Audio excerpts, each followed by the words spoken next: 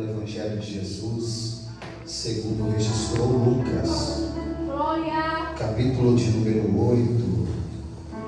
Por favor, localize o verso 22. Aleluia.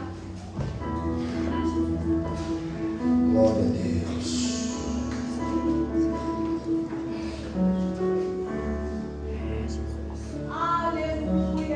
O Evangelho de Jesus, segundo nos registrou Lucas, capítulo de número 8, versículo de número 22.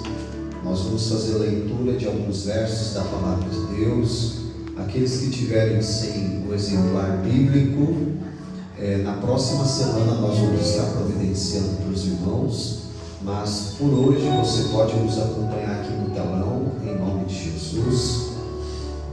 Lucas 8, 22, o texto da Palavra de Deus diz assim: E aconteceu que num daqueles dias entrou num barco com os seus discípulos e disse-lhes: Passemos para o outro lado do lago. E partiram. Por favor, vá comigo ao verso 26. O texto diz assim: E navegaram para a terra dos Gadarenos, que está defronte da Galileia. E quando desceu para a terra, saiu-lhe ao encontro, vindo da cidade, um homem. Irmão, por favor, diga assim: um homem. Um homem. Que desde muito tempo estava possesso de demônios, e não andava vestido, nem habitava em qualquer casa, mas nos sepulcros. E quando viu a Jesus, prostrou-se diante dele, exclamando e dizendo com grande voz: Que tenho eu contigo, Jesus, Filho do Altíssimo? Peço-te que não me atormentes. Vá comigo ao verso de número 35. E saíram a ver o que tinha acontecido, e vieram ter com Jesus. Acharam então o homem de quem haviam saído os demônios, vestido. Por favor, diga assim: vestido. Vestido. Por favor, diga assim: em seu juízo. Em seu juízo. Diga assim: assentado aos pés de Jesus. Assentado aos pés de Jesus. Eu continuo a leitura, o texto diz que eles temeram. E os que tinham visto, contaram-lhes também como fora salvo aquele endemoniado. Versículo 37, toda a multidão da terra dos Gadarenos, ao redor, lhe rogou que se retirasse deles, porque estavam possuídos de grande temor. E entrando ele no barco, voltou. Verso 38, e aquele homem de quem havia saído os demônios rogou-lhe que o deixasse estar com ele. Mas Jesus o despediu, dizendo: Torna-te para a tua casa e conta com grandes coisas te fez Deus. E ele foi, apregoando por toda a cidade quão grandes coisas Jesus lhe tinha feito. Antes de você se sentar, vou te dar o tema dessa noite. E o tema dessa noite é Jesus, o especialista em pessoas. Diga para alguém assim: Jesus é especialista em você. Se assente dando glória. Glória. Alguns minutos da sua atenção, em nome de Jesus. Eu me recordo, Anderson, que mais ou menos uns 5 anos atrás, eu estava iniciando num curso de teologia. E me lembro que nesse período minhas filhas eram menores, e há 5 anos atrás nós estávamos estudando investindo e se dedicando ao ministério. Eu me lembro que numa dessas oportunidades, eu tive a oportunidade de fazer uma especialização em um livro específico da Bíblia chamado Livro de Ruth. Quantos conhecem aqui o livro de Ruth? Conhece? E eu tive essa oportunidade de fazer especialização no livro de Ruth. Só que para mim poder alcançar esse propósito e para mim poder alcançar esse objetivo, eu tive que ter duas atitudes. Quantas atitudes eu tive que ter? Duas atitudes. A primeira atitude que eu tive que ter, eu tive que investir, Bia. E a segunda atitude, Edson, eu tive que renunciar. E o que eu tive que investir? Eu tive que investir, Lídia, uma parte do meu tempo. Eu também tive que investir uma parte dos meus recursos financeiros. Eu também tive que investir uma parte da minha dedicação. Eu também tive que investir uma parte dos meus interesses também. E o que eu tive que renunciar? Eu tive que renunciar uma parte do meu descanso, Fabrício. Eu tive que renunciar uma parte do meu sono. Eu tive que renunciar a alguns momentos que para mim era importante, de poder estar presente com a minha família. Eu tive que renunciar. E tudo isso durou-se um período de aproximadamente, o processo de teologia, 4 anos. Mas o curso específico demorou um período de 3 meses. Um período de especialização que era das 8h30 da noite até a meia-noite. Então eu tive essa oportunidade. Porém, diferente de mim e diferente de alguns dos irmãos que aqui estão, porque nós temos a oportunidade e nós devemos também, da parte de Deus, investir em especializações. E também devemos investir sobre as nossas formações. Mas diferente de mim e de alguns dos nossos irmãos, o Senhor Jesus, Ele não investiu somente uma parte, mas o Senhor Jesus, Ele investiu tudo o que Ele possuía. E o que Jesus investiu não foi simplesmente em um curso, em uma especialização. Jesus investiu em pessoas. Por favor, seja a boca de Deus para alguém, diga: Jesus investiu pesado na tua vida. Diga isso. Não diga até ele entender, até ele compreender. Diga assim para ele: Jesus investiu muito em você, viu? Porque ele entrou aqui pensando que ninguém investiu nele, ou que a bolsa de valor está com queda, ou não. A boa notícia do céu para a tua vida é que o Galileu investiu na tua vida e o preço foi alto, viu? Jesus investiu alto na tua vida.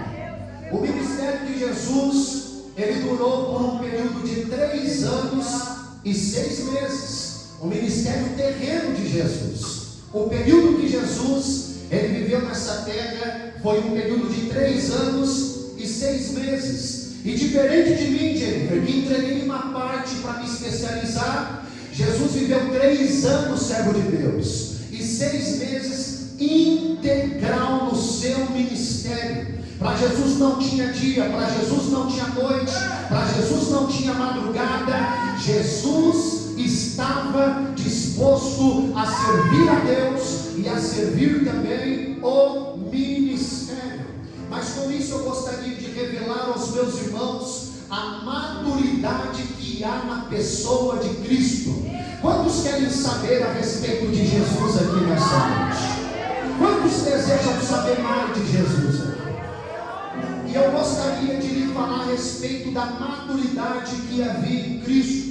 E a maturidade que havia de Jesus, ela é revelada como ele tratava as pessoas. O interessante de tudo isso daqui, Victor, é que Jesus conhecia a falha de cada uma das pessoas, mas Jesus não deixou de investir em nenhuma delas. Jesus, ele investe em pessoas, mesmo conhecendo a debilidade, mesmo conhecendo as fraquezas, mesmo conhecendo que cada um de nós não podemos responder à altura que ele lhe é devida, mas a boa notícia é que ele não parou de investir, ele continua investindo, ele continua. Eu estou querendo pregar a palavra de Deus para o teu coração. Ele continua investindo, ele continua. Jesus investe em pessoas. Quantos estão comigo aqui até agora? Voltemos os nossos olhos ao texto bíblico. Eu gostaria de falar a respeito de como Jesus ele investe.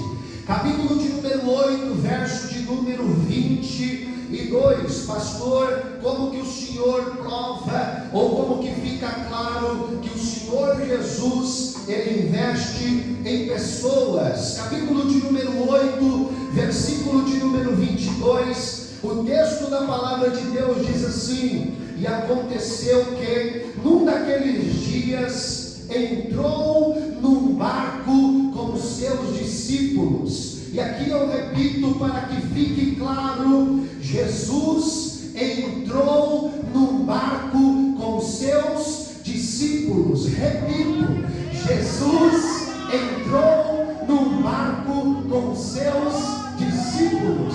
Pastor, mas isso o que tem a ver? Jesus, ele sabia que ali tinham homens problemáticos. Jesus sabia que ali tinham homens indecisos. Jesus sabia que ali tinham homens medrosos. Jesus sabia que ali tinham homens com temperamentos difíceis, homens com traumas, homens com feridas, homens com medos.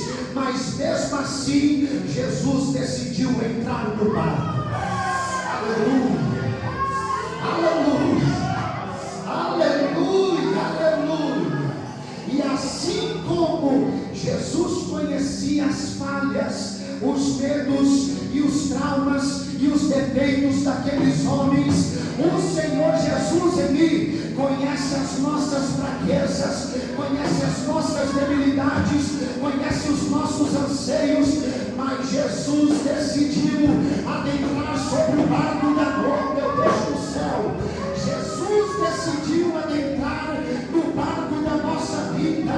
Nós estamos aqui, não é porque cada um de nós somos bons, não é porque cada um de nós temos especializações, temos formações, não é porque eu sei pregar, não é porque eu sei louvar, não é porque eu sei adorar. Eu só estou aqui porque um dia ele entrou no meu barco, ele entrou na minha família, ele entrou na minha saúde, ele entrou no meu casamento, ele entrou nas minhas dependências, ele entrou nos meus traumas, ele me tirou de um saco de lodo, me lavou, me santificou, me purificou. Não tenho nada de bom para oferecer, mas eu vim te dizer, hoje ele quer entrar no teu barquinho.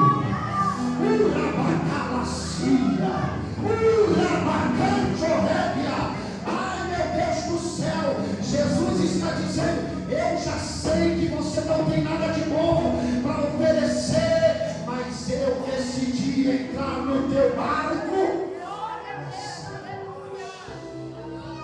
Eu me imagino Jesus olhando em Pedro, alguém com temperamento explosivo. Pedro era alguém que não demorava muito para puxar a peixeira. E João e Tiago era alguém que aparentemente era um exemplo de amor, mas fechava João e Tiago no trânsito, você vê o que dá.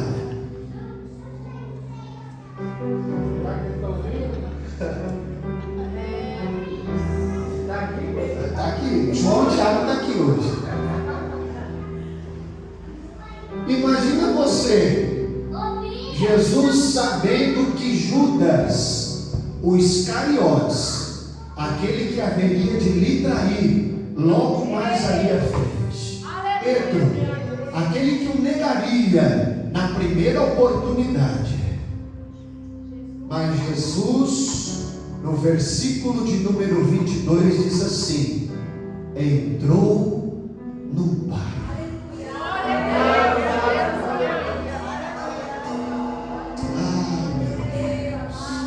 Hoje eu viajei, Gabi. Eu voltei há 15 anos atrás. Eu vi minhas roupas num saco de lixo, amarrado, jogado no canto, cheio de cachaça até o talo, com as pernas trôpegas, um saquinho no canto, minha mulher de um lado, eu lá do outro lado, sem esperança, com uma filha pequena, mas sem consciência eu estava. E hoje, irmão, minha mente foi longe. Eu chorei quando Jesus me deu essa palavra e disse: Senhor, irmão Ilma, eu disse: Senhor, obrigado, porque se o Senhor não decidisse adentrar no meu barco, o que seria da minha vida? O que seria da minha... Alguém está olhando para mim e está dizendo: agora está aí pregando, está bonito, mas tu não sabe o que eu já passei até Jesus adentrar no meu barco. Foram traumas, foram medos, foram vícios, foram desavenças, foram desacordos, foram confusões e tempestades internas, mais do que externas. Mas o Galileu veio, o Nazareno veio e disse: hoje eu vou adentrar no teu barquinho. Eu estou profetizando para alguém aqui hoje, hein? Jesus está vindo ao teu encontro. Ele marcou essa noite para te dizer: eu entro no teu barco hoje.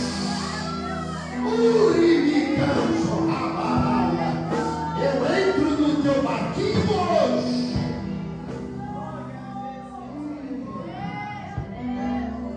Se Jesus entrar no barco, tudo pode acontecer.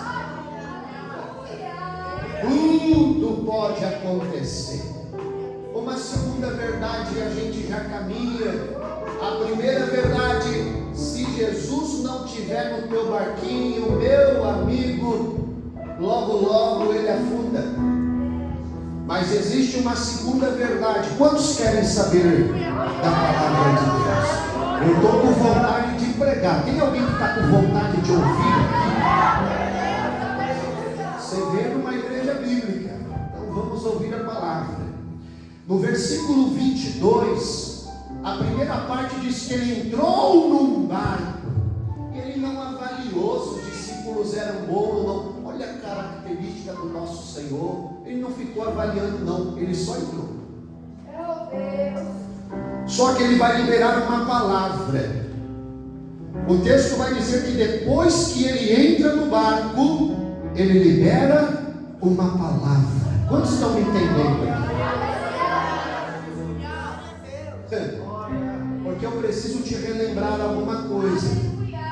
Talvez você entrou desesperançoso aqui, mas nessa noite o Senhor está ativando a tua memória e está dizendo: eu tenho uma palavra ao teu respeito. Depois que ele entrou no barco, Carol, ele liberou uma palavra. Olha aí. E o texto vai dizer que olha a palavra maravilhosa que ele libera: passemos para o outro lado do lago. Então nessa liberação de palavra aqui, Jesus, ele deseja revelar um propósito. Quantos estão entendendo? E qual que era o propósito? O propósito era chegar lá do outro lado. Por quê? Porque lá do outro lado ia ter um culto.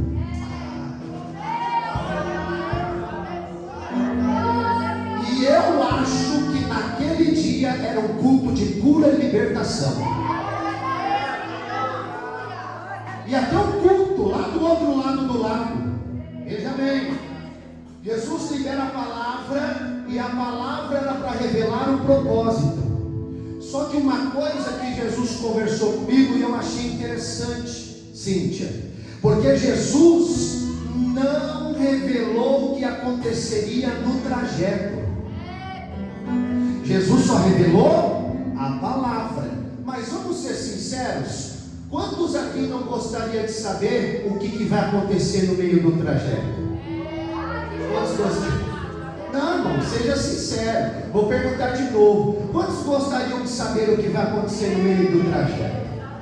E alguns, na ânsia de querer saber, vai consultar a cigana, cartomante, jogar búzios, tarô. Diga Deus me livre. Não, diga com força, diga Deus me livre.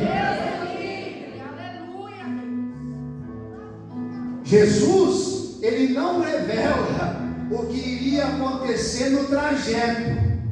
Só que Jesus vai revelar uma certeza.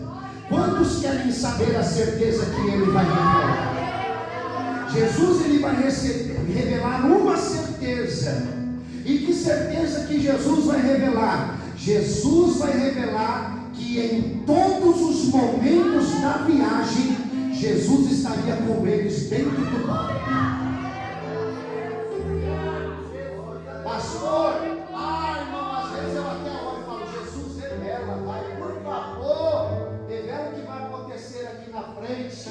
Só que ele falou a Pedro, Pedro, o que eu faço hoje você não entende, mas você vai saber daqui a pouco. Nós temos essa ânsia de querer saber. O problema, irmãos, é que se a gente souber de tudo o que vai acontecer no trajeto, a gente não fica, a gente vai embora.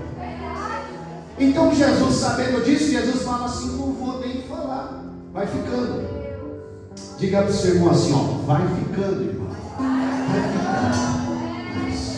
Vai ficando, vai ouvindo, vai aprendendo, vai assimilando, vai entendendo.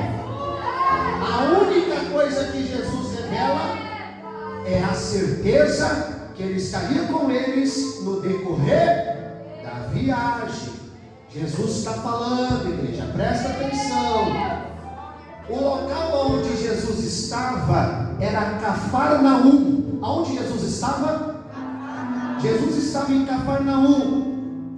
Jesus vai atravessar, Mário, o mar da Galileia. E ele vai fazer esse percurso de barco até chegar em Gadara, que foi o texto que nós fizemos leitura do endemoniado de Gadara. Só que esse trajeto, percorrendo essa distância, levava aproximadamente 13 quilômetros. E esses 13 quilômetros eles variavam de 3 horas, às vezes durava muito mais horas, dependendo dos ventos que estão soprando. E às vezes os ventos eles eram tranquilos, mas às vezes os ventos eles eram agitados. Mas uma coisa que eu gostaria de te falar antes da tempestade chegar, quando eles adentraram dentro do barco e eles estão seguindo viagem, não é assim 10 minutinhos depois que a tempestade aconteceu, eles estão caminhando para dentro do mar da Galileia. Então eles estão percorrendo aqui por volta de 1h30 de mar para dentro. E quando eles saíram, os ventos estavam totalmente tranquilos, as águas estavam tranquilas, o mar não estava agitado. E uma das coisas mais maravilhosas, nesse momento em que estava tudo tranquilo, Jesus estava dentro do barco. Eu gostaria que você visse e observasse que Jesus não está em só um momento da sua história. Quando eles saíram de Cafarnaum, Jesus entrou no barco. E a maré, ó, tranquilinha, o barquinho balançando devagarzinho assim, ó. E Jesus no barco. Aleluia a Deus. Glória a Deus. Quantos conseguem contemplar quando as suas contas estão todas pagas? Ouço manifestar aí uma raiada. Quantos conseguem contemplar quando você está com a compra em dia, quando a saúde vai bem? Quantos conseguem contemplar que a prosperidade, você pegar um potinho com cuscuz, um cafezinho preto e ali degustar no meio das pessoas que você tem por apreço, no meio daqueles que estão ao seu lado ali? Quantos conseguem contemplar e ver isso? Conseguem ver a saúde bem, tudo tranquilo? Diga assim, o mar está tranquilo. Diga assim, os ventos estão tranquilos. Por favor, diga assim, Jesus está no meu barco. Então eu aprendi, Alex, que não tem problema de quando tudo está bem, a gente dá glória a Deus também. Quantos me entendem aqui? A vida do crente não é só momento de prova. Vou me corrigir. Tem mais prova, mas não é só isso. O crente também tem alegria no Espírito. Glória a Deus. Quantos conseguem contemplar Jesus no barco quando as águas estão tranquilas? Quem consegue? Eu acho que qualquer um consegue, sim ou não? Só que a Bíblia vai dizer que a tempestade chegou. E aí aquele mar que estava tranquilo, de repente o mar começou a balançar mais alto. Daqui a pouco eu imagino Pedro falando com João: eu acho que o barco vai virar. E Tiago dizendo lá do outro, porque João é difícil, não é complicado. E Tiago lá do outro lado, olhando assim, dizendo: e agora o que será de nós? Quem poderá me defender agora? Só que eu gostaria de te dizer, irmão Noés, quando o mar está tranquilo, Jesus está lá, servo de Deus. Quando o mar está agitado e o vento está soprando, Jesus também está.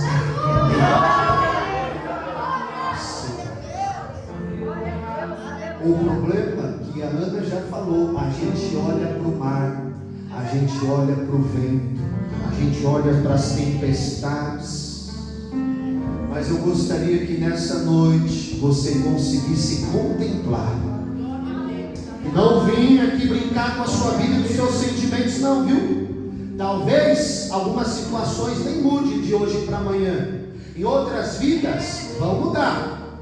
Mas em outras vidas, algumas situações vão continuar, a enfermidade vai continuar aí, o problema no casamento, se não sentar para resolver, vai continuar aí. Tem alguém hospitalizado que não vai sair de hoje para amanhã. Eu não estou brincando com você. Tem situações que não vão mudar, vão continuar. Pastor, então por que o Senhor está pregando essa palavra?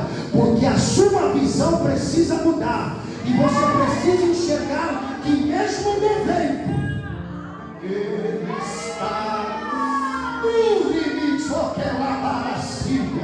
Quem consegue contemplar que Jesus está dentro do mar? Quem consegue ver que mesmo com o vento soprando, você não abre mão dele? Mesmo com o mar vindo alto, você está aqui dando glória a Deus, misturado com aleluia. Ninguém te forçou para estar aqui, não. O vento pode até soprar, mas eu vim te dizer: Ele está dentro do teu mar.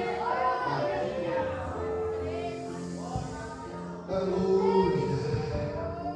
Vamos seguir. Quantos querem mais ouvir da palavra de Deus? Quantos querem ouvir mais da palavra de Deus? Verso 26, e a gente já está caminhando. Verso 26. Ai meu Deus, eu sinto Ele aqui, hein? Tem mais alguém sentindo Jesus aqui? Eita glória. Verso 26 diz assim, olha o verso 26. E navegaram para a terra dos Gadarenos. Vou repetir, hein? E navegaram para a terra dos Gadarenos. E navegaram, e navegaram, e navegaram, e navegaram. Pastor, mas o vento não estava soprando? O mar não estava bravio e alto? Sim, mas eles continuam a navegar. Eles continuam a navegar. O que o texto está querendo dizer? Que eles continuaram a viagem. Pelo amor de Deus, seja a boca de Deus para alguém que diga assim: meu irmão, continua a viagem, meu irmão. Continua a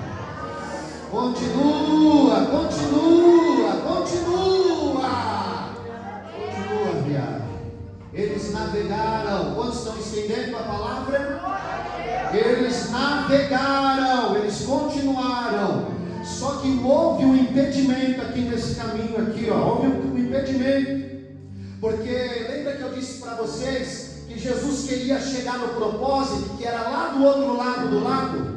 Jesus, quando disse para ele, passamos para o outro lado, Jesus está revelando um propósito, Mateus. Ele está dizendo assim, nós vamos chegar lá.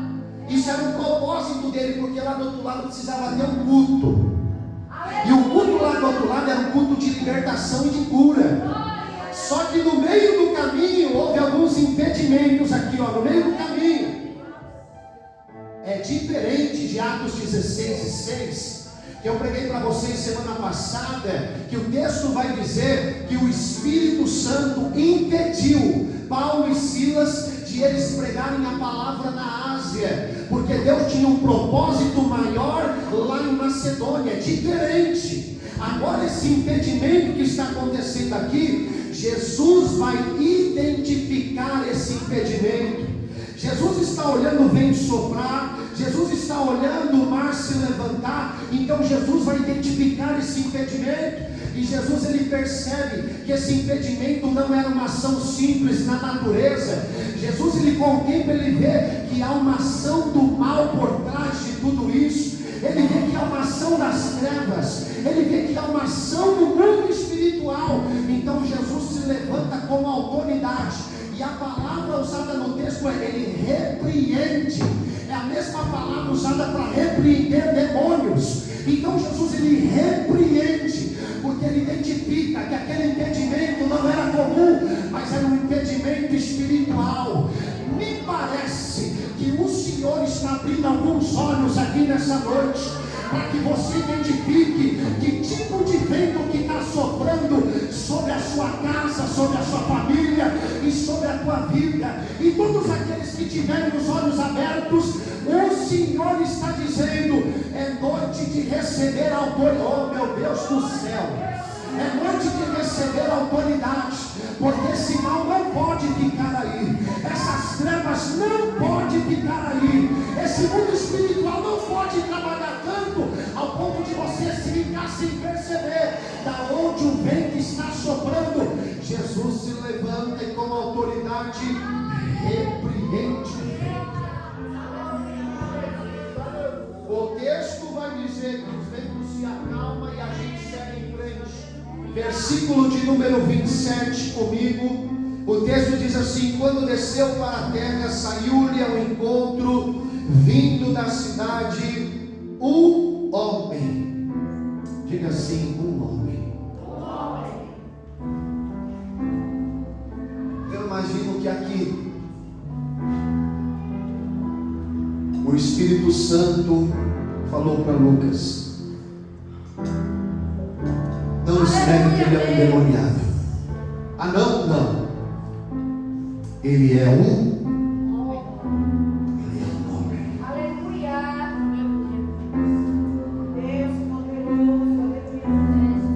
E esse estado que ele está de possessão, se tiver alguém com autoridade, esse estado dele pode mudar. E o homem que era possesso de demônios, após Jesus identificá-lo, Jesus repreende o espírito que havia na vida dele. Aleluia. E não é que aquela legião de espírito vai embora. Vamos recapitular. Jesus disse para os discípulos: passemos. No meio do caminho houve um impedimento. Jesus identifica o impedimento, repreende o mal, e agora Jesus chega em Gadara. só para fazer um culto de libertação e de cura na vida de um?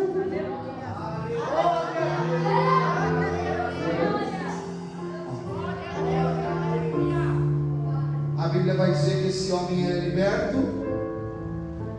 E o resultado de tudo isso, quem quer saber do resultado de tudo isso? Verso 35, para a gente finalizar.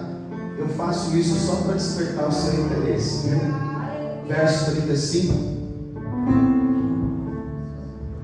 Olha o resultado de uma viagem longa, cansativa. Uma viagem de mais de 3 horas, servo de Deus. Tudo isso por causa de um homem. Glória a Jesus. Ai, meu Deus do céu. Obrigada. O tema dessa noite é Jesus, o especialista em pessoas. Verso 35, eu estou sintetizando, que aqui o meu tempo já foi hoje, mas eu vou finalizar. Verso 35 diz assim: e saíram a ver o que tinha acontecido, e vieram ter com Jesus, e acharam então o homem, de quem havia saído os demônios. Agora esse homem, que ele tinha tantos demônios, que a Bíblia diz que ele dormia no cemitério, ele era acorrentado, ele quebrava os grilhões e as cadeiras, e ele andava nu pela cidade, e por onde ele passava era uma confusão só que agora, depois que Jesus passou na vida desse homem, esse homem está vestido, esse homem está em pleno juízo, e esse homem está assentado aos pés de Jesus. Essa história é familiar, a história de alguém aqui, porque parece a minha história. Eu não sei a sua, mas parece muito a minha história. Agora esse homem está sentado aos pés de Jesus. Versículo de número 37, nós veremos o resultado da multidão. Após a multidão observar todo esse cenário, verso de número 37, e toda a multidão da terra dos gadarenos ao redor rogou-lhe que se retirasse deles. Por quê? Porque estavam possuídos de grande temor. E entrando ele no barco, voltou. A pergunta que fica é, irmãos, agora não era para os gadarenos estar mandando Jesus embora. E por que os gadarenos estão mandando Jesus embora? Jesus acabou de realizar um milagre. O problema é, irmão, que a multidão nunca está preocupada com pessoas. A multidão vai estar preocupada com porco, a multidão vai estar preocupada com números, a multidão vai estar preocupada com comida, a multidão vai estar preocupada com bebida, a multidão vai estar preocupada sempre com muitas coisas. Só que Jesus, ele é especialista em pessoas. E a multidão está dizendo: nós não queremos Jesus aqui, manda esse Jesus embora. Porque eles sabiam que se Jesus ficasse no ambiente, o nível de santidade iria aumentar. Se Jesus fica no ambiente, o nível de santidade aumenta. E para alguns que estão na multidão, é mais fácil mandar Jesus embora do que ter os pecados confrontados. Se Jesus fica no ambiente, precisa ter renúncia, precisa ter perdão, precisa ter amor, precisa ter respeito. Se Jesus ficar, algumas coisas vão ter que ir embora. Vou dizer de novo: se Jesus ficar, algumas coisas vão ter que ir embora. Mentira tem que ir embora, falsidade tem que ir embora, ódio tem que ir embora, amargura tem que ir embora, rego tem que ir embora. Decida hoje: se você é da multidão, vai mandar embora. Mas se não for multidão, vai dizer: fica Jesus, fica Jesus. Fechamos aqui, verso 38, vamos lá. Finalizamos aqui, verso 38. Para a multidão, manda ele embora. Eu não quero quero ter meu pecado confrontado, não. Quero continuar com a minha mágoa aqui guardadinha. Venho para a igreja, eu levanto a mão, mas o meu ódio continua aqui, o meu rancor continua aqui. Sabe o ranço, quando eu vejo alguém, está aqui, mas eu levanto a mão, dou glória a Deus, está tudo certo. Maravilha. Manda Jesus embora, que eu não quero ter os meus pecados confrontados. A multidão pensa assim. Para alguns pensam assim, mas de outro lado tem alguém também. Verso 31. E aquele homem de quem haviam saído os demônios rogou-lhe que o deixasse estar com ele. Enquanto temos uma multidão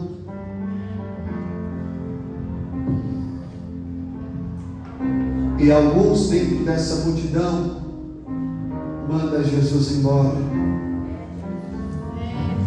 existe alguns que foram no culto de libertação, que foram no culto do dia da cura. Aí Jesus limpou ele, Jesus curou, Jesus lavou, Jesus perdoou. Será que tem alguém que foi tocado por Jesus? E qual que é o desejo desse? Deixa eu ficar mais um pouquinho com Jesus, né? Somente aqueles que querem ficar um pouco mais com Jesus, fiquem de pé.